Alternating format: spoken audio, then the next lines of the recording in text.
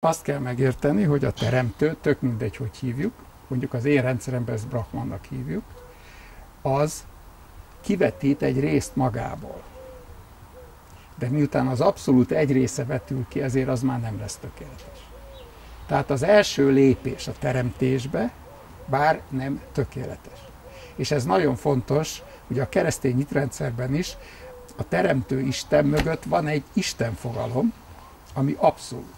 Maga a teremtő Isten már nem abszolút, az már csak nagy részben abszolút, és a teremtés lépéseiben ez tovább is csökken. Ezért erre két ilyen szó van, az egyik az, hogy elfátyolozás, vagyis megtartom magamnak, a másik, hogy kivetitek.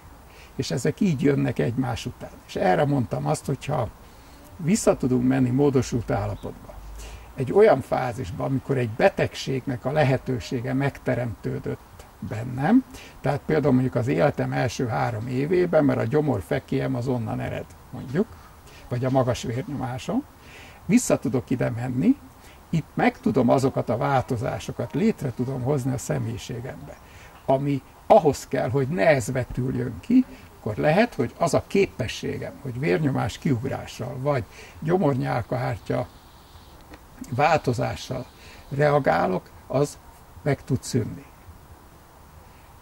De ahhoz vissza kell menni ehhez a fázishoz, mert a kivetítést vissza kell vonni, ott lesz egy kivetítetthez képest egy teljesebb helyzet, és ebből a teljesebb helyzetből lehet kivetíteni egy másik irányt, és innen abból következik. És ha végig gondoljuk az NLP technikákat, hajszál pontosan ezt csináljuk. Tehát amikor elindulunk egy jelen problémából, és azért mondok ilyen példát, mert itt mindenki így misztifikál. Bárkivel ezt végig lehet csinálni. Mondjuk van neki egy gyomorfekélye. Ugye az azt jelenti, hogy a nyálkahártya vérellátása zavart, hogy van egy olyan személyiség emögött általában, aki elkerüli a konfliktusokat, konfliktus elkerülő viselkedést produkál, és amikor ez a konfliktus elkerülés összeomlik, akkor a tünet kiveszi ebből a helyzetből, tehát egy csomó pozitívum lesz, még régebben ugye szanatóriumban is eljutott, megkülönböztetett figyelmet kap, fölmentődik a megoldások alól. Most ha ebbe a helyzetben, mikor ő neki van ez a betegsége, a fájdalma, van az az élethelyzete, azt elképzeli, megkeresi a testében annak a jeleit, tehát a fiziológiás jeleket, ezzel elindul visszafele az életvonalon, közben módosul a tudatállapota, és bekerül egy olyan koragyerekkori helyzetbe, amikor ez nagy valószínűséggel elindult és létrejött benne, akkor ott, abban a helyzetben lehet egy változás. Tehát például mondhatod azt neki, hogy most az összes tudásával, bölcsességével, képességével és tapasztalatával menjen oda felnőttként, és segítsen ennek a kicsi önmagának, aki abban a helyzetben van, amikor ez a testi érzés elkezdődött, aminek a megnyilvánulása mostani gyomorfekély. Ő összekapcsolódik vele, csinál valamit. Majd azt mondod, most legyél ez a kicsi, most ellenőrzöd le azt, hogy a változás létrejött. Legyél ez a kicsi, éld meg azt, hogy ez a nagy, az összes bölcsesség tudásával segít neked. Egyszer-kétszer ezt megismétled, és azt mondod, hogy most olvasszátok össze.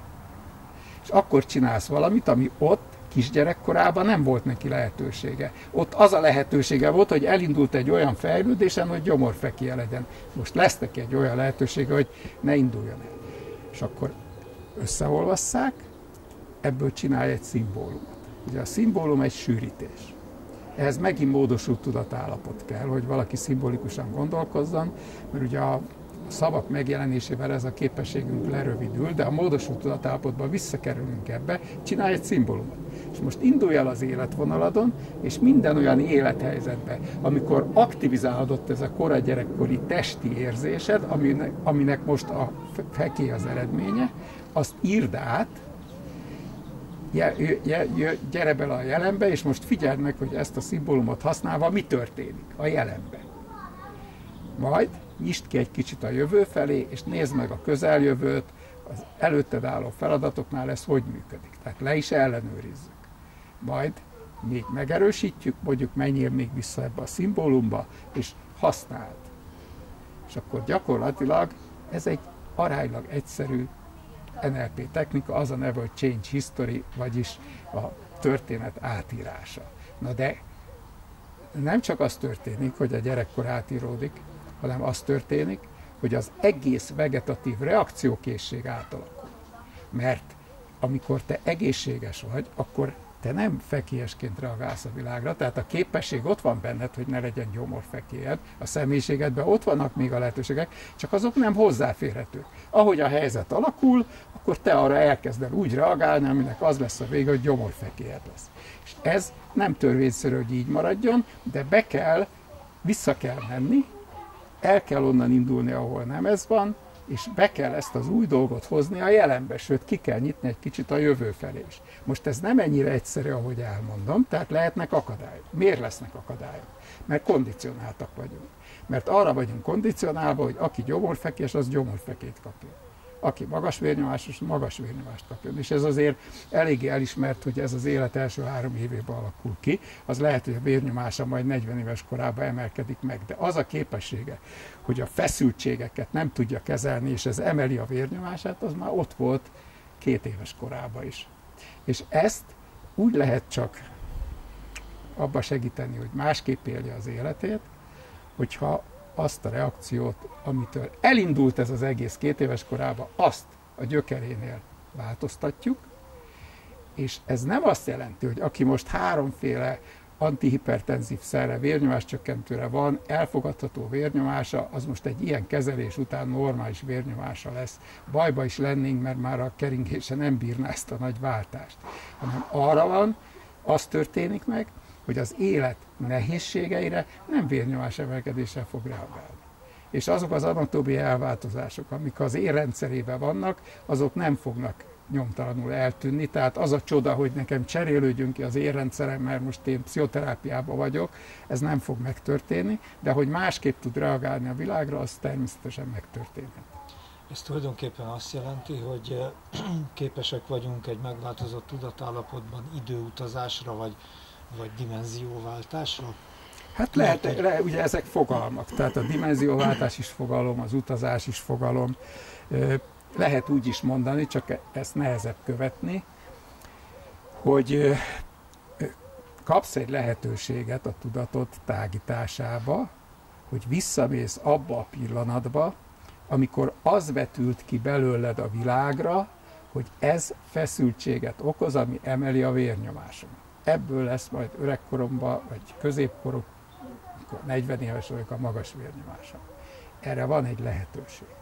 Vagyis az a minta, ami ott létrejött, ami lehet, hogy 40 évig vérnyomás-vérésnél meg se jelent, majd történt az életemben egy elfogadhatatlan helyzet, amit nem tudok elfogadni, és azóta aktivizálódott a vérnyomásom, és azóta úgy tudok élni, hogy vérnyomás csökkentőket kell szednem, mert egyébként pedig agyvérzést kapok, vagy valami más katasztrofális dolgok is történhettek velem, hiszen a 240-es vérnyomás kiugrás már ugye nagyon veszélyes tud lenni, és egy helyzetre én reagálhatok így, hogyha nekem ez a betegségem van, akkor ott van ez a nagy lehetőség, hogy ezzel dolgozok. Most az a baj az ilyen szavakkal, amit az előbb mondtál, hogy dimenzió, hogy ezekkel iszonyan visszaélnek. Tehát ma már minden dimenzióváltás, már minden időutazás, már valaki egy kicsit elgondolkozik valamin, az is időutazásnak számít. Nem. Tehát érdemes megmaradni a tudatnál, érdemes megmaradni a tudatállapotoknál, és nagyon kőkeményen csak akkor szabad lépni, ha az létre is jön. Tehát ha például valaki, maradjuk a gyomorfekénél, jön a gyomorfekélyes panaszával, de ő nem tud ellazulni, akkor először meg kell tanulni ellazulnia, addig nem tudom neki azt a kora gyerekkori ügyet segíteni, hogy átírja. És abban tudsz segíteni, hogy abban a bizonyos megváltozott tudatállapotba kerülhessek. Persze, nyilvánvaló persze. Magamtól nem tudom, mert hiszen nem is ismerem azt a tudatállapotot, nem tudom, mikor vagyok benne. Na, itt vannak a nagy tévedések. Ismered, mert minden elalvásnál ellazulsz. Nem tudsz úgy elaludni, Lajos, hogy ne lazulj el. Csak azt nem tudod létrehozni, mikor itt ülsz a terápiás székbe. Tehát azt, amit amúgy meg tudsz csinálni, elalvás előtt közvetlen, abban az átmeneti tudatállapotban, ami az ébrenlét és az alvás között van, azt itt is megtanuld létrehozni. Mert azt ki kell tágítanunk, és abba tudsz dolgozni. És ez a relaxáció. Mindenki tud relaxálni, csak általában például egy feladathelyzetben, hogy most ül a székbe, és azt mondod neki, hogy lazuljon el, akkor egyre feszültebb lesz, mert azt fogja megélni, hogy nem tudok ellazulni. És neki az a reakció, hogy valami nem sikerül, attól növekszik a feszültsége. De ha mondjuk azt mondod neki, egyszerű kis trükk, hogy kezdje lassan megfeszíteni a jobb kezét, 10-ig számolok, és 10-re teljes erőből feszítse meg annyira, amennyire csak képes, és lassan kezdje lazítani, hogy 9, 8, 7, egyre lazább, 0, és most hagyja, hogy tovább fusson. Feszültséget használtam föl, és elkezdi a progresszív relaxáció segítségével ezt meghaladni, ami ugye egy relaxációs módszer, és pont azt használja ki, hogy az illető nem tud ellazulni, hanem egyre feszültebb lesz, mikor el kéne, hogy lazuljon. De ez még csak egy ilyen nagyon hangyányi szintje ennek a dolognak, és itt, Jenő, volt egy kérdésed arra, hogy hát hogy is lehet ezt, és most akkor mondanám. Tehát meg kell tanulni relaxálni, aztán meg kell tanulni koncentrálni, aztán meg kell tanulni felszabadítani olyan belső testi érzéseket, amik hozzáférhetetlenek voltak addig, és ezekkel kell visszamenni abba a helyzetbe, amikor ezek fixálódtak. Tehát ez lesz olyan ember, akinél első ülésre sikerül, lesz, akinél 25-re sikerül, de olyan, hogy nem sikerül, olyan nincs. Mert az ember létből fakadóan mindenkiben benne van a relaxációs készség, mikor engem azt mondják, hogy de engem nem lehet hipnotizálni, akkor én nem szoktam vitatkozni. Azt kérdezem, sikerült már egyszer az életébe elaludni? És nem kell tovább ezen vitatkozni. Hát ha el tud egyszer aludni, akkor el tud lazulni, akkor meg tud változni, akkor bele tud menni az alfa állapotba, bele tud menni a téta állapotba, mikor álmodik, és bele tud menni a deltába, amikor álomtalanul alszik. És mindenkinek ott van a tiszta tudata, de most ez, ami ugye még ebben tudatos is tud lenni, és úgy leszel tudatos abban a kora gyerekkori élményben, amiben nem az a lényeg, hogy hajszál pontosan tudjad, hogy a kakukkóra hányat kakukkolt, és rajtad milyen rugdalódzó van, de ha megkérdezzük, elmondod, ettől függetlenül, és ha megnézed a fényképeket és kideríted, akkor stimmelni fog, és hihetetlen, hogy te emlékszel arra, hogy a rugdalódzóban, amikor kialakult a gyomorfekélyed, akkor éppen mi történt körülötted, és bele tudsz menni, de nem ez a lényege.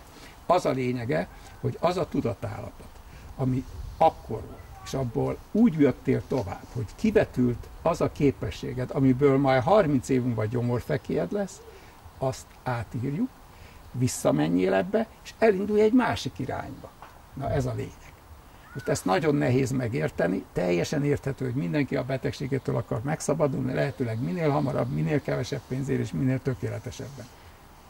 De hát ott van a személyiségünk, amiket mi hoztunk létre, és a személyiség mögött igazából megint visszatérek ide, a dharma van, mint örök törvény, és annak a megvalósulása a karma, ami létrehozta azt, hogy én most szenvedjek. És ebből én elmehetek egy terápiába, és most nem a terápiára reklámozok, szembenézhetek ezzel, és a jó terapeuta, aki nagyon kevés, abba tud segíteni, hogy én szembenézzek magammal, nem pedig abba, hogy megváltoztasson, amit elvárok. Nem pedig abba, hogy lehetőleg úgy, hogy én nekem ne kelljen semmit tenni. Aki ilyet ígér, akkor fussunk el onnan, ezt tudom javasolni. Aki ilyet ígér csoporthelyzetekben, onnan is fussunk el, ez nem fog működni. Tehát csak én tudok magamba változást, és változás nem tud máshol létrejönni, csak a személyiség szintjén. Tehát lehet nagy csodákat, hókusz-pókuszokat, hatalmas élményeket, és nem tudom miket összecsiholni, de ha az illetőnek a személyiségében nem lesz változás, akkor így csinálja azt, amit eddig. Ezek nagyon alapvető törvények, nagyon nehéz ezeket elhinni, nagyon nehéz elfogadni, és nagyon nehéz elhinni, amikor olyasmit ígérnek be, ami nem ezeket a törvényeket tükrözi. Csak azt kell ebbe látni, hogy az nem fog működni, vagy átmeneti, de nem azért, mert amit mondtak, hanem másért, mert foglalkoznak velem, és hogy itt van az emberi felelősség. Tehát egyik oldalról itt van a hatalmas lehetőségünk, hogy szenvedve fejlődhetünk, De itt van a másik oldalon, hogy ezt senki más nem tudja megcsinálni, csak én. A terapeutám se tudja, a hétvégi csodatevőm se tudja, a próféta se tudja, aki ez a lábaihoz borulok, csak én. Ez az emberi felelősség. Nagyon nagy a felelősség. Mostanában ezt nagyon felhígulva akarjuk megélni. Az egyik legnagyobb trükkünk, hogy mindig más a hibás, nem mi. De addig, amíg nem jutok el odáig, hogy én, hiszen amikor én ott másfél évesen a rugdalózóba elindultam egy olyan vegetatív válasz megtanulásába, aminek 40 év múlva a gyomorfeké lett a következménye, akkor azért az is én voltam. Nem a mostani 45 éves gyomorfekélyes, hanem az a fejlődési sor, ami én bennem futott végig. Most ahhoz, hogy én teljesen megváltozzak, olyan értelemben, hogy sose legyen gyomorfekélyem, ezt az egészet át kell írni, én tudom megcsinálni, csak helyettem nem tudja senki. És a szenvedés nélkül nem lehetséges? Nem lehetséges, hanem úgy lehet, hogy a szenvedésnek a megélését változtatom meg, és akkor már nem úgy szenvedek, mint eddig. A szenvedéshez való hozzáállás. Szenvedő hozzáállás, meg a megélés is megváltozik. Tehát ha én egy bármilyen nehéz élethelyzetben vagyok, és tudom, hogy itt már nagyon nehéz a hitelességet elfogadni, ha én azt meg tudom látni a fejlődési lehetőségemet, akkor másképp szenvedek. De akkor is szenvedek. Tehát például üvöltözik velem valaki, és akkor én nem az üvöltözésére reagálok, hanem megértem, hogy miért fontos neki, hogy üvöltözzön. Akkor én nem visszaüvöltözök, átélem az ő szenvedését, a mögötte általa nem megélt mozgatókat is, és arra a késztetésre reagálok, ami őt olyanná teszi, hogy üvöltözzön. Akkor meg fog nyugodni. De nem biztos, hogy ebben a helyzetben ő emelkedett többet. Lehet, hogy én emelkedtem többet, aki nem az üvöltésére reagálta. Na de az, hogy a társadalom nem vagy agresszív, akkor életképtelen vagy. Már az óvodában is erre tanítanak bennünket, hogy vedd el a játékot, tépd ki a kezéből, mert az a tied. Hát nem könnyű.